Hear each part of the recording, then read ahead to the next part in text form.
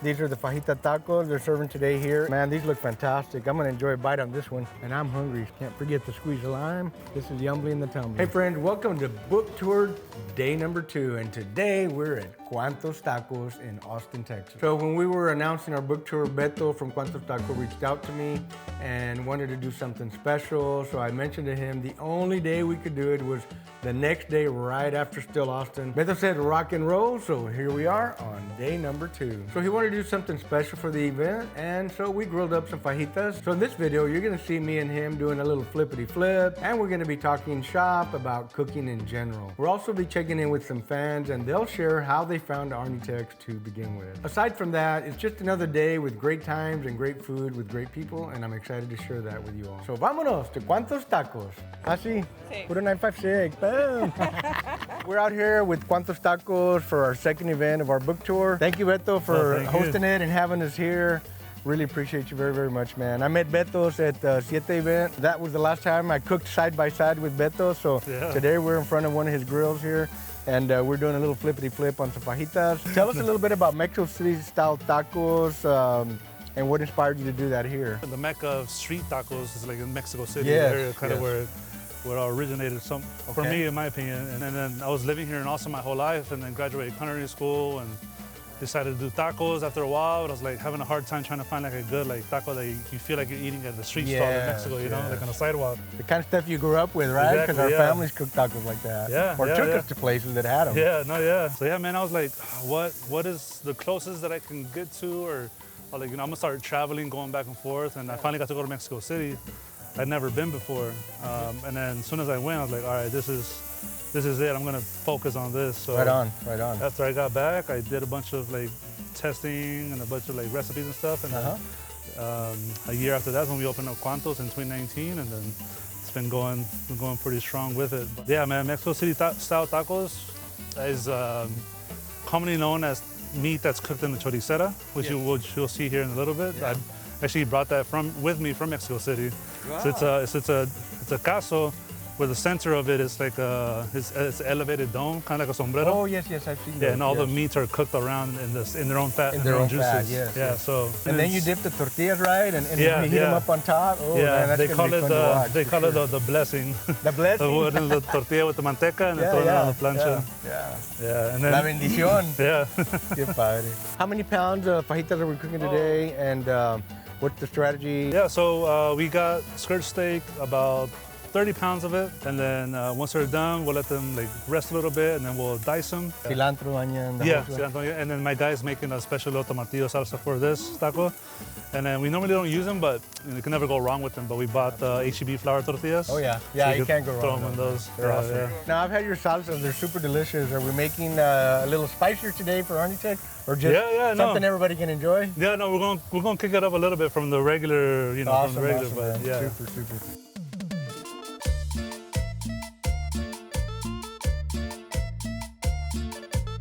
Yeah, so ArnieTex, man, I found them on YouTube, started buying the WOW seasoning, the OG, and it seems like every single month I have to order from him because, I mean, it's just that good. So I'm excited to be here, excited to meet him, shake his hand, get his autograph, and get his cookbook. So we just appreciate all he's doing for the community because, man, he's just, you know, some of the culture at times we kind of forget, or maybe our great-grandmothers or grandmothers, they don't tell us what's going on, how to cook this or cook that, so this is really going to come in handy. You said you traveled, you know, trying to find, I guess, Taco Nirvana. Of the places you went, outside of what you're specializing in, what was your other favorite 1 or 2 tacos? Here in the States, it's ARNIE'S is one of my favorite tacos, like for sure. And then in Mexico City, the one restaurant that really stood out to me, and like every time I go, I always have to go to it almost every day that I'm down there, is Tacos Charlie in Tlalpan. They're known for their suadero. It's like southern Mexico City. You mentioned suadero, right? And I think suadero is a certain cut down in Mexico. Yes. But here, we use brisket, right? Yeah. So is that the next most common cut? Because I was going through some cookbooks recently, and they talked about suadero, and they mentioned that they use brisket also. Yeah, they'll use brisket. They use Diez Mio too. Diez Mio is a chuck roll, I believe. Okay. Yeah, I believe so. Suadero, it's kind of like a bandera. You only get like 5 to 6 kilos of it out of a cow. So they'll cut it with brisket or with Diezmillo as well. And then here, it was a little bit harder to get. So we just, and in Tacos Charlie, that place that I told you about, Mexico City, they actually use full brisket for their suadero too. So it's all consistently the same? Yeah, yeah. Some places will do straight up brisket, or some places will use a mix of some suadero and some brisket and Diezmillo, but it just varies on the place. Is fajitas a thing in Mexico City at all, or is it just called something different? No, it's like you don't really find it now. No, you don't really find it. It's mostly either taco like that or pastor, which is like the second behind like choricera tacos. Okay.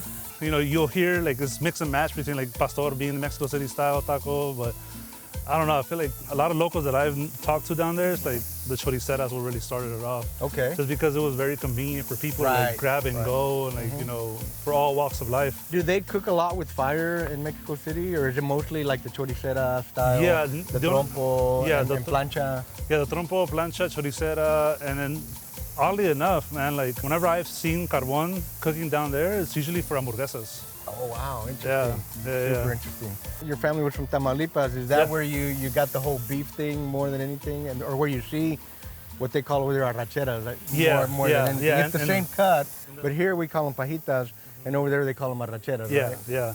No, the norte is where all the grilling is. That's where all the cordero. That's where all the grilling is for sure.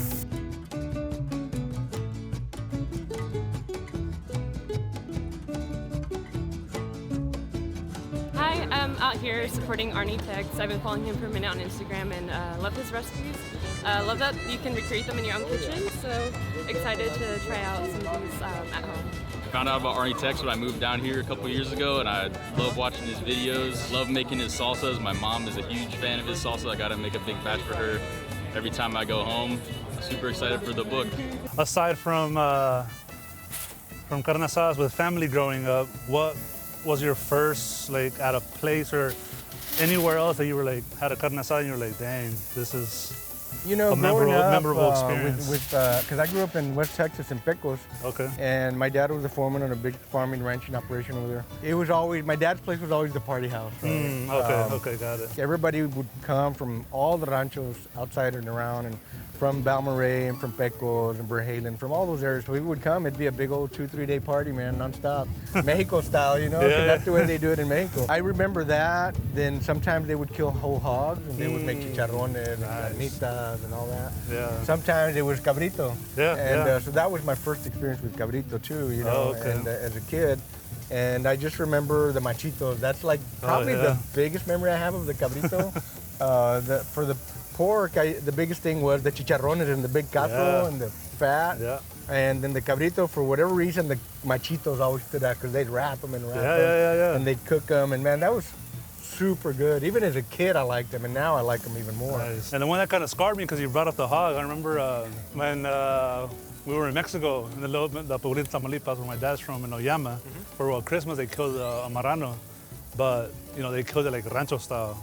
Hearing that screech, man. Oh yeah. But a couple hours later, I was, you know, I was eating for sure. But still, I was thinking about that. Yeah, I know what you mean, because mine was when we were already in Edinburgh, and my grandmother, my dad's mom, Abuelita Leandra, she liked cabrito, and so my dad would buy them. We didn't raise them, but he'd buy them there. And he would make me hold the leg. As a kid, I just remember, man, I didn't like to do that. But like you say, later I was eating it and it was okay. I have some really good memories. We used to ride our dirt bikes, and up past Cola de Caballo, we would go up to Ciénaga de González. It's a big cabin area in the mountains. Me and some friends. We would ride through the canyons and over mountain passes, and there would always be like this little puesto, you know, a palapa, right? With palm leaf roof, and they'd have a brick little oven, right, with a plancha on top, with leña.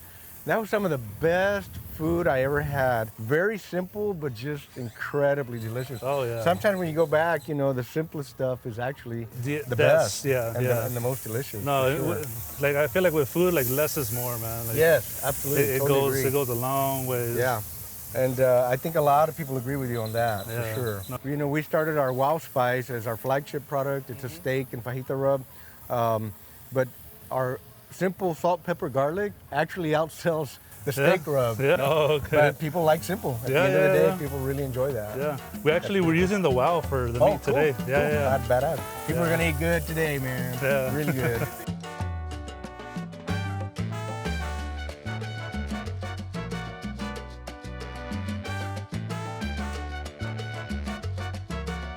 They've cooked up our fajitas. I got to do a little flippity flip. These are the fajita tacos they're serving today here. Man, these look fantastic. I'm gonna enjoy a bite on this one. And I'm hungry. Can't forget to squeeze a lime. This is yumbly in the tumbly.